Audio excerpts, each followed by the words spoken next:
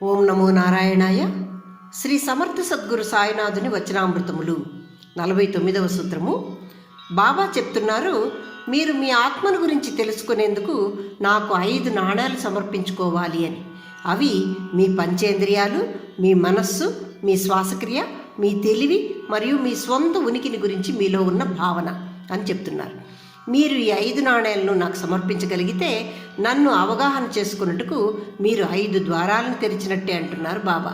అంటే మీలో ఉన్న నన్ను తెలుసుకున్నట్టుకు మరియు మీ చుట్టూ ఉన్న నన్ను తెలుసుకున్నట్టుకు మీరు మీ పంచేంద్రియాలైన 5 జ్ఞానేంద్రియాలను, 5 కర్మేంద్రియాలను, జ్ఞానేంద్రియాలంటే చెవులు, చర్మము, కళ్ళు, నాలుక మరియు ముక్కు, వీటన్నింటినీ జ్ఞానేంద్రియాలు అంటారు. ఇవి గ్రహిస్తాయి కదా, అలాగే బాహ్య ప్రపంచంలో ఉన్న విషయాలన్నింటినీ గ్రహిస్తాయి కదా, వాటిని బాబాకు సమర్పించుకోవాలి.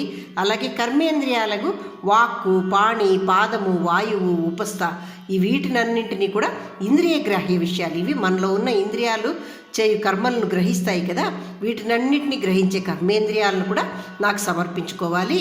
అంటే మనము ఆయన గురించే పాడాలి, ఆయన గురించే ధ్యానం చేయాలి. ఇలా వీటిని, ఈ పంచేంద్రియాలను, కర్మేంద్రియాలను అన్నిటికీ దానికే ఉపయోగించాలి అంటున్నారు బాబా. ఇక మన మనస్సు, మళ్ళీ మన శ్వాస, మన తెలివి అనగా మన స్పృహను, అంటే మళ్ళీ నేను అనే ఉనికిని గురించి, నేను అనే భావన మనలో ఉందా, ఆ అహంకారం ఉందా మనకు, దాన్ని కూడా ఆయనకు సమర్పించేయాలి అంటున్నారు బాబా. వీటినన్నింటినీ ఆయనకు సమర్పించితే అప్పుడు మనకు మన ఆత్మజ్ఞానం బోధపడుతుంది అంటున్నారు బాబా. ఇక్కడ 50వ సూత్రము. ఒక గురువు వద్ద శిష్యుడిగా అంగీకరించబడినవాడు ఈ క్రింది 9 గుణాలను కలిగి ఉంటాడు అంటున్నారు బాబా. ఆ గుణాలు ఏవి అంటే, మొదటిది మండుతున్న ఆకాంక్ష, అంటే తాను ఆత్మజ్ఞానాన్ని సంపాదించాలి అనే కోరిక మొదట ఆ శిష్యుడికి ఉండాలి. అలాగే రెండవది, తన ముందు కనిపిస్తున్న ఈ బాహ్య ప్రపంచం అశాశ్వతము అనే ఆత్మసాక్షాత్కారము కలగాలి అతనిలో అని చెప్తున్నారు. ఈ బాహ్యంగా మనకు కనిపిస్తున్న ప్రపంచమంతా ఇదొక మాయా రూపము, అశాశ్వతం ఇది అని తెలుసుకోవాలి అంటున్నారు. మూడవది, పంచేంద్రియాలను బయట వైపుకు చూడనీయక లోపలి వైపుకు అనగా ఆత్మావలోకనం చేయించుట అని చెప్తున్నారు. మన పంచేంద్రియాలని చెప్పుకున్నాం కదా, మన కళ్ళు, ముక్కు, జ్ఞానేంద్రియాలు కానీ కర్మేంద్రియాలు కానీ, వీటి ద్వారా మనము లోపలికి అవగాహన చేసుకోవాలి. ఈ బయట ప్రపంచాన్ని చూడకూడదు, మన లోపల అవగాహన చేసుకుని మనం ఏమి అని ఆత్మావలోకనము చేసుకొనుట శిష్యుడి యొక్క కర్తవ్యము అని చెప్తున్నారు. అలాగే నాలుగవది, తన ఆలోచనలను స్వచ్ఛంగా ఉంచుకున్నట్టుకు నిరంతర సాధన చేయుట. ఎప్పుడు సాధన చేస్తూనే ఉండాలి ఆ శిష్యుడు. ఈ సాధన శిష్యుని మనస్సును పవిత్రంగా ఉంచుతుంది అని చెప్తున్నారు. ఐదవది, తన వాక్కు అంటే మాట యందు మరియు తను చేసే చర్యల యందు కరుణను కలిగి ఉండాలి. అన్నింటి పట్ల కరుణ కలిగి ఉండాలి శిష్యుడు అని చెప్తున్నారు. అలాగే ఆరవది, శ్రేష్టతకు ప్రాధాన్యత ఇస్తూ మంచిని కోరుకోవటం. శ్రేష్టత ఉండాలి, గొప్పతనం ఉండాలి మనం చేసే పనులలో, కానీ దాంట్లో మంచిని కూడా కోరుకోవాలి అని చెప్తున్నారు. ఏడవది, మనస్సు స్థిరంగా మరియు దృఢంగా ఉంచుకునుట, మనస్సును ఉచ్ఛ్వాస నిశ్వాసాలపై నిలుపుట శిష్యుడికి ఉండవలసిన లక్షణము అంటున్నారు.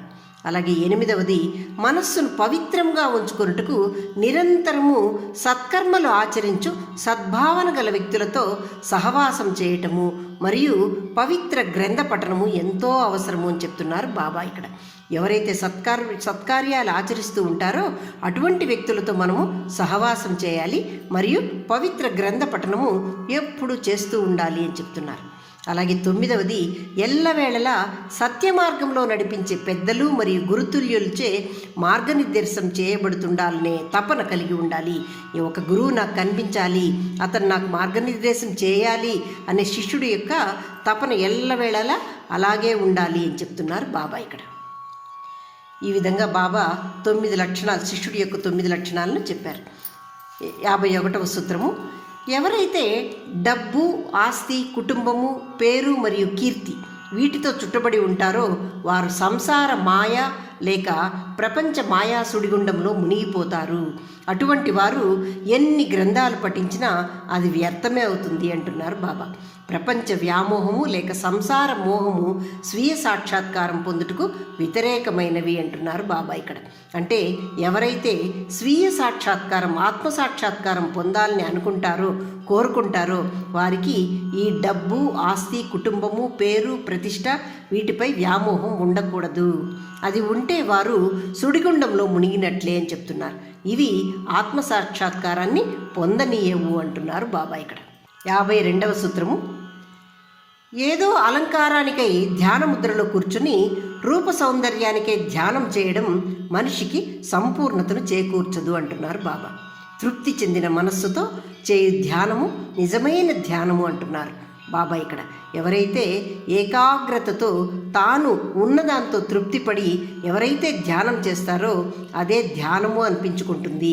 దానితోనే అటువంటి ధ్యానంతోనే సంపూర్ణతను చేకూర్చుకోగలుగుతాడు అని చెప్తున్నారు బాబా ఇక్కడ. ఓం నమో నారాయణాయ.